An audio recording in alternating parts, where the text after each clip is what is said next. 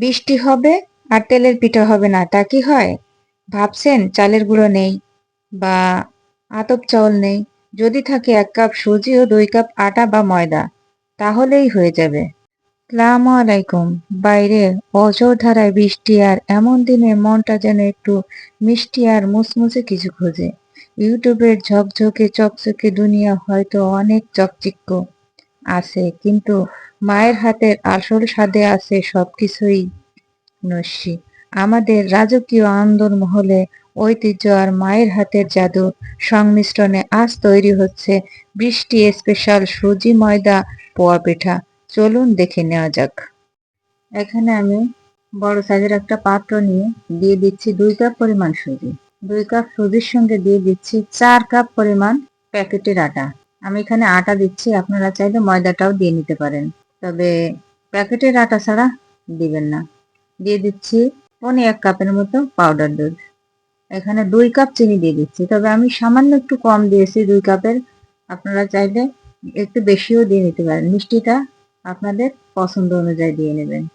এবার দিয়ে দেব স্বাদ মতো একটু লবণ। মিষ্টি জিনিসে একটু লবণ দিলে মিষ্টিটা ব্যালেন্স ঠিক থাকে। এবার খুব ভালোভাবে মিশিয়ে দিয়ে দিব পানি। এখানে আমি 2 কাপ পরিমাণ পানি প্রথমে দিয়ে নিলাম। এবার একটু মিশিয়ে আরো 2 কাপ পানি দিয়ে দেব। আমার এখানে মোট 4 কাপ পানি লাগবে। পানিটাও আমি আপনাদের মেপে দেখিয়ে দিলাম, তবে আপনারা প্রথমে অল্প অল্প করে দিবেন, কম বেশি লাগতে পারে। অনেক সময় হাতের মাপে একটু ময়দা বা আটা কম বেশি হতে পারে, যার জন্য পানিও একটু কম বেশি লাগতে পারে।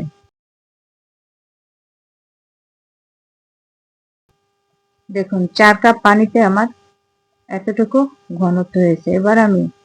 এবার আমি রেস্টে রেখে দেব 10 থেকে 15 মিনিট, তবে 20 মিনিটও রাখতে পারেন। মিনিমাম 10 মিনিট রাখার চেষ্টা করবেন। ফিরে আসছি 20 মিনিট পরে।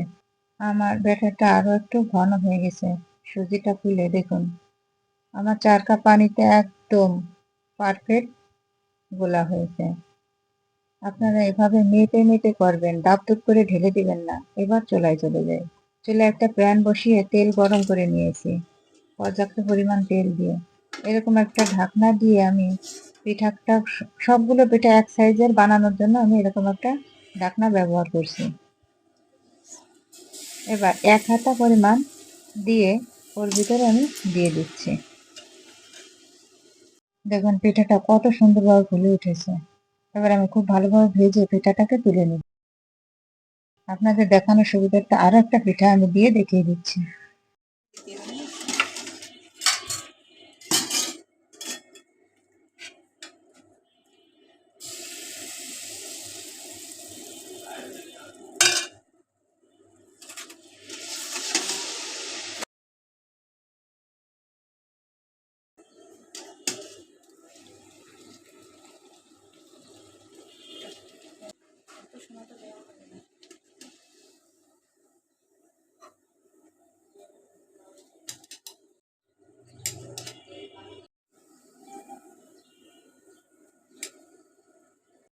দেখলেন তো কত সহজেই তৈরি হয়ে গেল একদম নরম আর ভেতরটা জালিদার পোয়া পিঠা। এই যে দেখুন ভেতরটা কতটা তুলতুলে হয়েছে। এটি হলো আসল হাতের জাদু।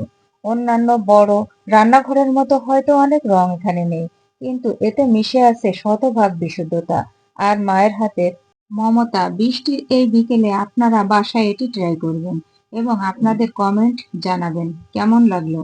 আমাদের হেরিটেজ এই ঘরোয়া রান্নার সাথে থাকতে সাবস্ক্রাইব করুন তুলিস হোমমেড ক্যাফে। সবাই ভালো থাকবেন। আল্লাহ হাফেজ।